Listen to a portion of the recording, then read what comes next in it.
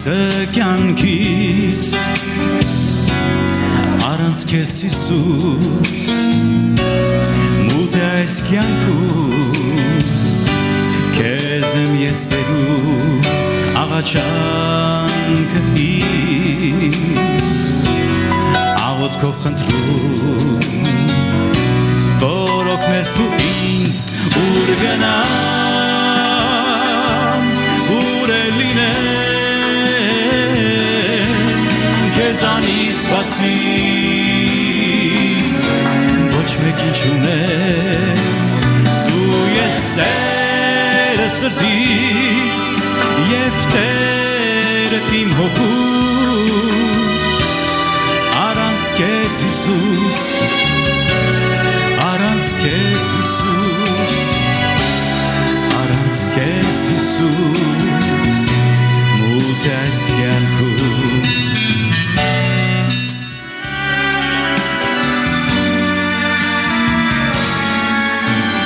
Տերես դու սրտիս և լույսը կյանքիս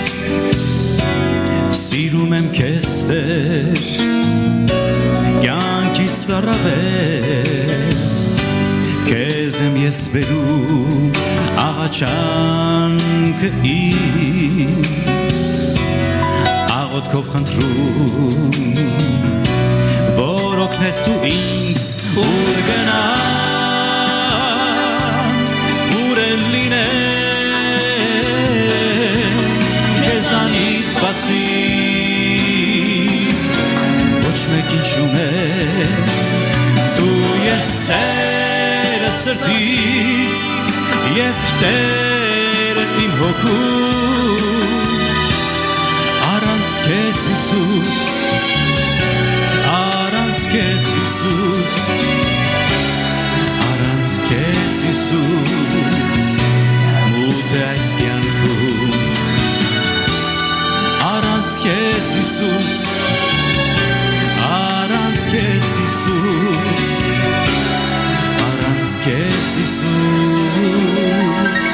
մութ է այս կյանքում Այսօրվա թեման վերնագրել եմ հետևյալ կերպով բարձրորակ ուրախություն բարձր որակի ուրախության մասին խոսենք երկնային ուրախության մասին որ Աստված իր զավակներին շնորհում է եւ քրիստոնյաներս այս կարևոր արժեք ունենք մեր մեջ ուրախություն այն ուրախությունը որ տարբեր է բնականից տարբեր է մարդկային կամ աշխարհային ուրախությունից այն որակով ավելի բարձր է տեսակով տարբեր է աշխարհից տարբերվում է եւ այն մնայուն արժեք է այդ ուրախությունը Սուրբ Հոգին է տալիս հավատացյալին երբ Աստված շնորհում է այն եւ հավատացյալի մեջ է բնակվում եւ երբ որ մենք Տիրոջն ենք դառնում Աստված այդ ուրախությունը դնում է մեր մեջ որովհետեւ այն Սուրբ Հոգու պտուղն է այդ ուրախությունը եւ երբ որ Տիրոջով ուրախանում ենք այն ձրի շնորհքով եղած փրկությամբ ուրախանում ենք կկարողանանք Սաղմոսերգուի պես ասել Սաղմոս 30-րդ գլուխ 11 խոսքում Սաղմոսերգուն գրում է ով Տեր դու իմ սուքը բարի փոխեցիր դու իմ քուրձը վրայիցս հանեցիր այսինքն տրտմությունը այդ նեղությունը եւ ուրախություն հագցրեցիր կարծես ուրախությունը հագուստի պես հագցրեց երբ Տեր Հիսուսի խաչելության օրերը մոտենում էին նա իր աշակերտներին ասաց Դուք պիտի ուրախանաք եւ ձեր ուրախությունը ոչ ոք չի կարողանալու վերցնել ձեզանից այսինքն ես եմ տալու ձեզ այդ ուրախությունը եւ ոչ ոք չի կարողանալու վերցնի եւ դարձյալ իմ ուրախությունն եմ տալիս ձեզ որ այն ձեր մեջ կատարյալ կամ ամբողջական լինի Ավետարան Հովանու 15-րդ գլուխ 11 եւ 16-րդ գլուխ 22-րդ համարների մեջ ենք կարդում Իհարկե երբ որ խոսում ենք ուրախության մասին դա անշուշտ փրկության համար եղած ուրախությունն է Երբ որ Աստված մեզ իր որդիով փրկեց, մեր մեղքերը ներեց, իհարկե պետք է ուրախ լինենք։ Հավատացյալներս այս պատճառով պետք է ուրախ լինենք։ Մեր մեղքերից ազատագրված լինելու փաստի համար, մեզանում Աստծո ներկայության եւ հավիտենական կյանքի հույսի համար ուրախ լինենք։ Ինչի համար ուրիշ ինչ առիթ կա ուրախ լինելու, եթե ոչ այս փրկության, այս շնորհքի, Աստծո ներկայության եւ որպես պարգև ունենք Տիրոջից։ Եվ սա կախյալ չի քարոզը լսելուց Դա կապ չունի որևէ մեկի հորդորներից, երբ որ ասում են ուրախացեք կամ ուրախ եղեք, պետք է ուրախ լինեք, ինչքան էլ խոսենք, ինչքան էլ հորդորենք, ասելով ուրախ եղեք, դրանից ձեր տրամադրությունը, ձեր կյանքի որակը չի փոխվում։ Այն Աստծո պարգևն է, որ մեր մեջ գալիս է, այն անձնական հարաբերություն է Աստծո հետ, որ մեզանում Տերը դնում է, այդ ուրախությունը։ Սա ինչ որ մոգական ուժով չի իրականանում կամ էմոցիոնալ հողի վրա չի առաջացնում այս ուրախությունը։ Սա զգացական ուրախություն չի, սա կյանքի ուրախությունն է, սա իրական ճշմարիտ ուրախությունն է։ Մեզանում Աստծո հոգին դա ներգործում է, այն հույսով ուրախության մասին է, եւ հույսը Հիսուս Քրիստոսն է, որ հավատացյալ իր կյանքի մեջ ունենում է։ Եվ կարող եմ հարց տալ, կարող ենք մենք մեզի հարց տալ. Ինչի համար ես ուրախանում կամ ինչ բաների համար ես ուրախանում։ Եվ դա որոշ առումով ցույց է տալիս քո հոգևոր կարգավիճակը կամ հասունությունը կամ մակարդակը։ Կարդանք Ղուկասի ավետարանի 10-րդ գլխից, Ղուկաս 10-րդ գլուխ, պաստառի վրա տեսնում եք համարները, ուրեմն 17-ից 21 համարներ ընթերցենք։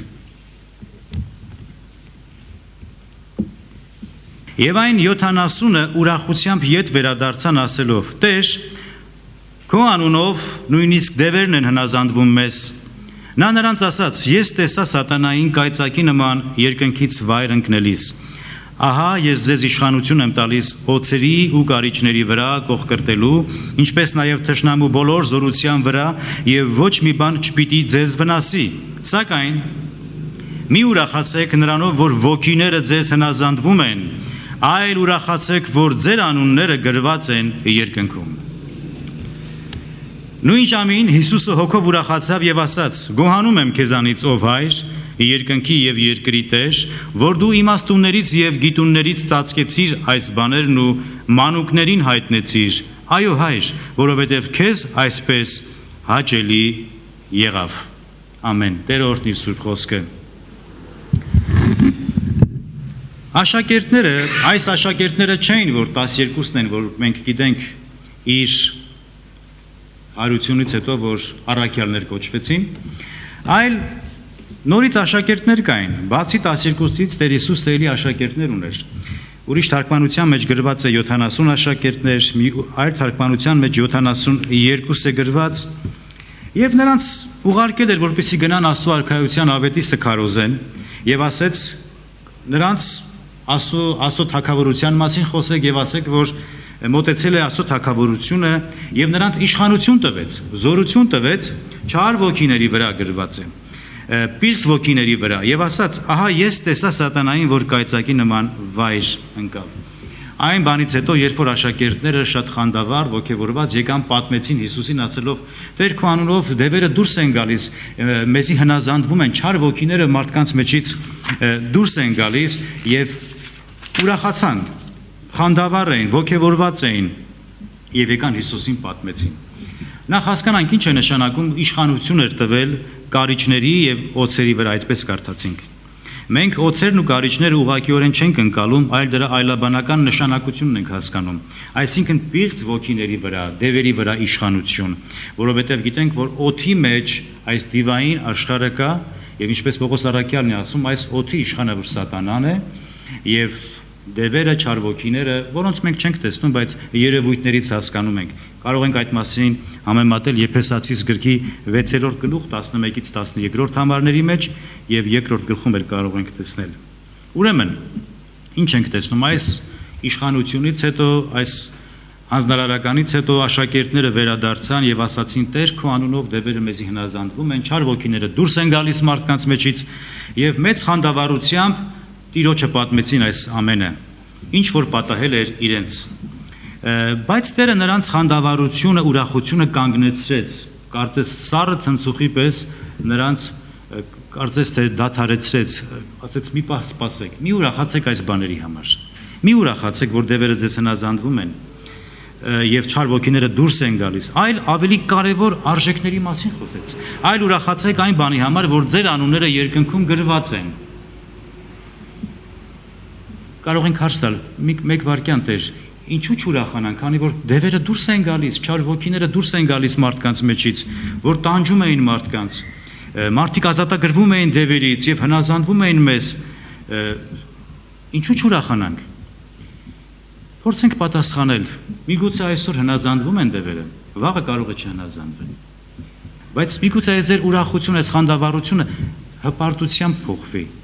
Հասկանում եք, հպարտանաք դրանով, որ դևերը ձեզ հնազանդվում են։ Եվ ավելի կարևոր արժեքները կան։ Ավելի կարևոր բաների համար ուրախացեք։ Ինչը որ տեսանելի է, ժամանակավոր է, անցողիկ է, ինչը որ կարող է խթան հանդիսանալ ձեր հպարտության, դրա վրա մի ուրախացեք։ Ավելի մնայուն եւ հավիտենական արժեքի վրա ուրախացեք, որ ձեր անունները երկնքում արձանագրված են։ Սա է կարևորը։ Սա նշանակում է վեհագույնը կա, մնայունը կա, որակով ավելի բարձր բաներ կան։ Դրանց վրա ուրախացեք, որոնք չեն անցնում։ Երկնային եւ հավիտենական արժեքների համար ուրախ եղեք։ Այսինքն ասել է թե ավելի հասուն եղեք, ավելի հոգեվորապես մեծ եղեք։ Մտածեք վերին բաների մասին, ոչ թե այն ինչ որ աշխարհի մեջ է, այս եղածների եւ որոնք որ անցողիկ են։ Եվ անմիջապես այս խոսքից հետո Տեր Հիսուսը ասաց. Ես սատանային տեսա, որ վայր ընկավ։ Այս արտահայտությունը խոսում է հպարտության վտանգի մասին։ Ինչու՞։ Որովհետև ամենամեծ հպարտացածը սատանան էր եւ նրա երկնքից վայր ընկնելու պատճառը իր հպարտությունն էր գլխավորաբար, որ երբեմն դրսևորվում է կեղծ խոնարհության կերպարով հավատացյալների մեջ։ Կարելի է հարց տալ. ինչի համար ես ուրախանում, սիրելի եղբայրս, քույրս, սիրելի հավատակից, ինչ բաների համար ես ուրախանում։ Նայեցեք, երբ որ երեխային մենք խաղալիք ենք տալիս,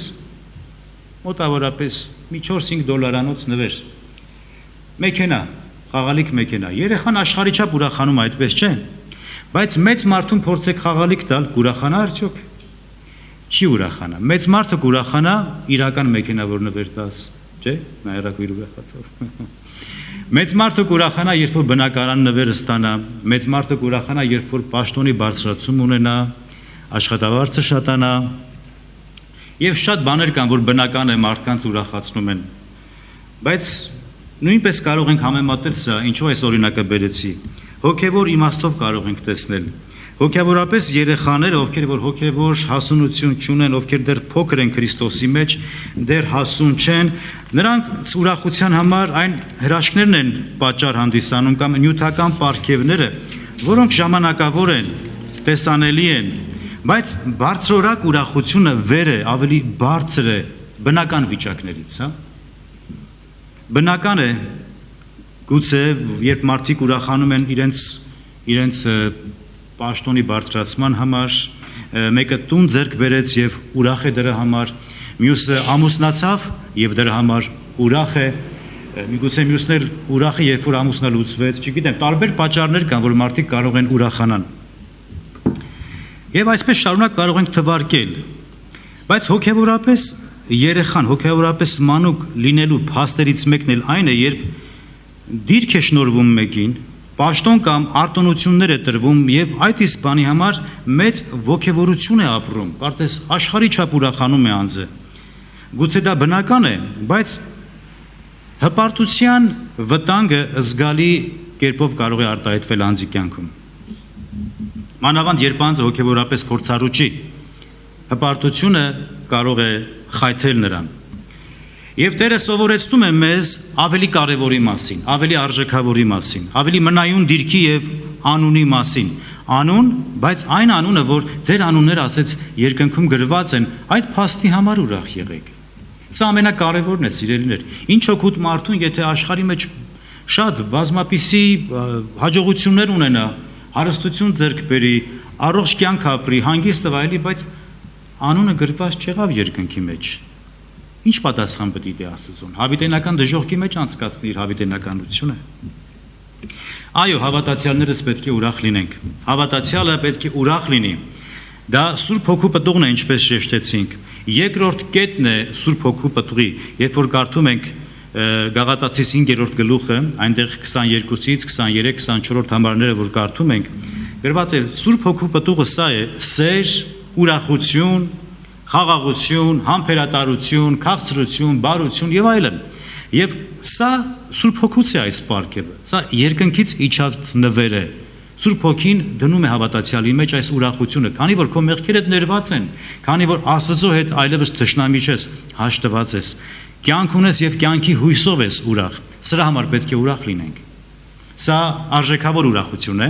սա բարձրորակ ուրախություն է։ Եվ սա երբեք չի նշանակում, որ հավատացյալները չեն տրտմում։ Սա երբեք չի նշանակում, որ քրիստոնյա հավատացյալների մոտ վիշտ չի գալիս, տրտմություն չի գալիս։ Երբեք գալիս է այդպիսի օրեր, այդպիսի վիճակներով անցնում է, մտահոգություն է գալիս եւ այսպիսի հոգեվիճակում երբեմն դեմքի արտահայտությունը խոսում է այդ մասին, որ ներսումդ փոթորիկ կա, մարդու ներսի մեջ վիշտ կա։ Մենք սովոր ենք քողարկել,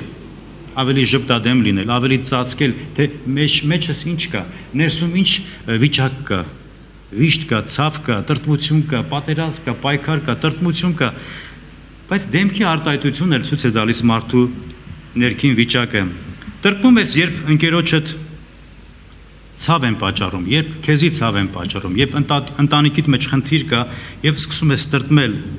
երբ որ մարդկային սխալ մոտեցումներ ես տեսնում, տրտմում ես, երբ որ անարդարություն ես տեսնում, տրտմում ես, երբ անազնիվ են վերաբերվում քո հետ, դու ես տրտմում։ Հավատացյալներս այսպիսի հատկություն ունենք եւ ակամայից մարդու սիրտը վշտանում է։ Աստծո խոսքը մեզի օգնության է հասնում եւ ասում է, որ ուրախ սիրտը դեղի պես օգտակար է։ Եթե ուզում ես բժշկվես, ուրախ սիրտ ունեցիր։ Երբեմն ես մարդկանց ասում են սիրտս լավ չի,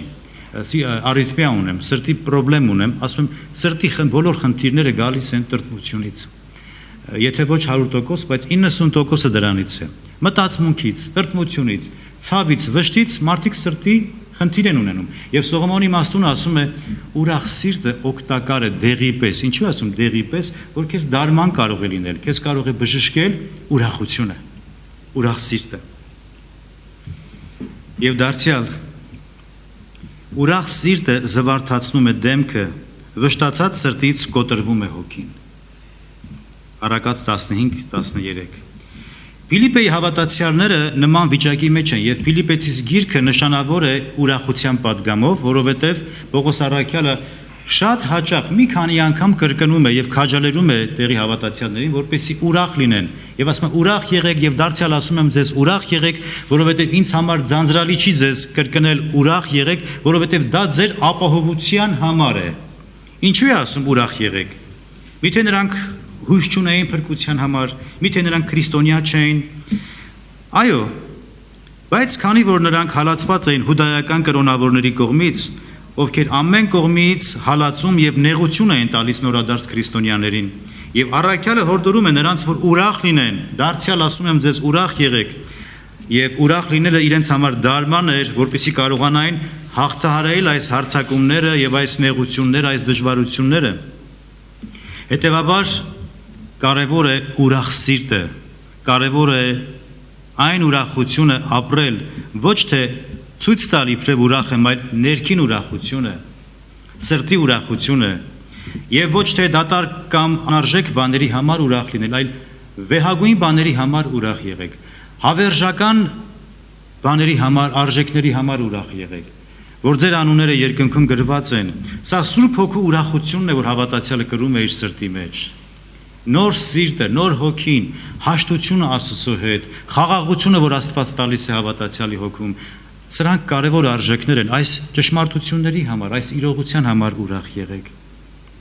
Հռոմեացիների մեջ կարդում ենք. ուրախացողների հետ ուրախ եղեք, լացողների հետ լաց եղեք։ Հռոմեացիս 13-րդ գլուխ եւ մինչեւ 15 համարը եւ կարող ենք կարդալ ամբողջ 13-րդ գլուխը այդ մասին է գրված։ Գրված է. հույսով ուրախ եղեք, նեղության մեջ համբերեցեք, աղոթքների մեջ հարատևեցեք։ Ասում է հույսով ուրախ եղեք։ Գրված է հույսով ուրախ եղեք, ինչ հույսով, որովհետև մեր հույսը Հիսուս Քրիստոսն է, որպես քրիստոնյա հավատացյալներ։ Առաքյալը գրում է հույսը Քրիստոսն է։ Ոմանք ասում են հույսը մեռնում է վերջում, չէ՞։ Բայց մեր հույսը չի մեռնում, մեր հույսը կենդանի Աստված է, որ ամեն հավատացյալի սրտի մեջ այդ ուրախությունն է տալիս։ Այդ հույսով, որ մի օր Աստծո ներկայության մեջ քո հավիտենականությունը պիտի անցկացնես, այն հույսով, որ քո անունը երկնքում արձանագրված է, այդ հույսով ուրախ եղիր։ Նայեցեք, ինչքան բարձր արժեքների վրա ենք մենք ուրախանում, դա ցույց է տալիս, որ մենք հոգևորապես որոշակի հասունություն ենք ձեռք բերել։ Մեծացել ենք մի քիչ։ մանր բաների վրա չենք ուրախանում։ Փոքր բաների վրա երեխաներն են ուրախանում, բայց կարևոր արժեքների եւ վեհագույն արժեքների համար հասուն մարդիկ են ուրախանում։ Նայեցեք, Եբրայեցիս գրքում կարդում ենք Եբրայեցիներին 10-րդ գլուխ 34-րդ համար։ Քանի որ իմ կապանքների մեջ իմ նկատմամբ կարեկից եղաք ու ձեր ստացվածքի հափշտակությունը ուրախությամբ ընդունեցիք, իմանալով, որ ավելի լավ եւ մնայուն հարստություն ունեք երկնքում։ Նայեցեք, այս հավատացյալները առաքյալի կարիքները հոգացին եւ նեղություն ունեին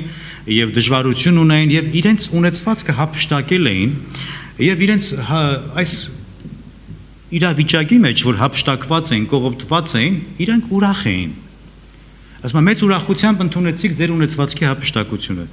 Ինչ որ մի հատ հասարակ մի բան կորցնենք, ամբողջ օրը կտրտմեք, չէ՞։ Ամբողջ օրը կցավեք, կմտածեք, կվշտանաք, ինչի կորցրեցի այս 100 դրամ օրինակի համար։ Մեծ վիշտ կհապրենք, բայց այս մարդիկ իրենց ստացվածքը, ունեցվածքը հափշտակել էին, բայց ուրախությամբ ընդունեցին։ Սա ինչ է նշանակում, որովհետև իրենց սիրտը երկնքի հետ կապված էր, ավելի կարևոր արժեքներ ունեին, ավելի կարևոր բաների համար էին ուրախ եւ ոչ թե ժամանակավորին։ Դարձյալ նայեք մեկ օրինակ էլ մակեդոնացի հավատացյալների օրինակով, 2 Կորինթացիներին 8-րդ գլուխ, 2-րդ համարում կարդում ենք. Տառապանքի մեծ փորձության մեջ 2 Կորինթացիս 8:2 երևաց նրանց հորդացող ուրախությունը կարդում ենք։ Տառապանքի մեծ նեղության մեջ երևաց նրանց հորդացող ուրախությունը։ Մի ուրախություն, որ գետի պես հորդում էր նրանց մեջից։ Այսինքն ինչ որ ձևական ուրախություն չէր, սա կյանքի ակունքից էր կարծես բխում։ Սա հույսով լեցված ուրախություն էր, սա երկնային մի ուրախություն էր, որ նրանց մեջ կար։ Որովհետև տառապանքի մեծ փորձության մեջ երևաց նրանց հորդացող ուրախությունը եւ ծայրահեղ աղքատության մեջ չափազանց առատաձեռնությունը։ Ծայրահեղ աղքատության մեջ առատաձեռնը կլինեն մարդիկ։ Վատ վիճակից էլ ավելի վատ վիճակը կա։ Ինչ որ ունենք, ինչ որ կա մեր ձեռքների մեջ, ինչ կարգավիճակի մեջ որ կան, գոհանանք Տիրոջից, սիրելիներ, գոհունակ սիրտ ունենանք։ Սա կարևոր արժեք է, որ մենք կարողանանք շնորհակալ լինենք ամեն պարագայի մեջ, գոհ լինենք ամեն պարագայի մեջ, ամեն բան ընդունենք Տիրոջից։ Իրավիճակների Տերը, իրադարձությունների եւ ամբողջ պատմության վրա Տերը, հսկիչը, հսկողը Աստված ինքն է։ Եթե ամեն բան հանձնել ենք Տիրոջը, մենք էլ մեզի հանձնել ենք Տիրոջը,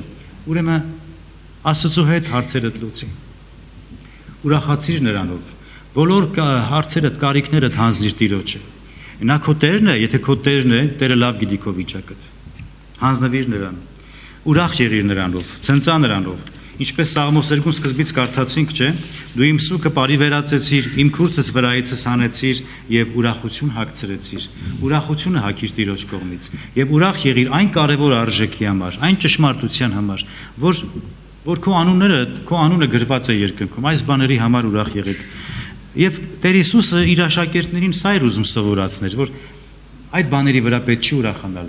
Իհարկե սրանք լավ են, բայց ավելի կարևոր արժեք, կարծես նրանց հայացքը, նրանց միտքը, նրանց ձգտումները ուղղես դեպի երկինք։ Ավելի կարևորի, ավելի վեհագույնի վրա կենտրոնացեք, որ ձեր անունները երկնքում գրված են։ Այս իրողության վրա ուրախ եղեք։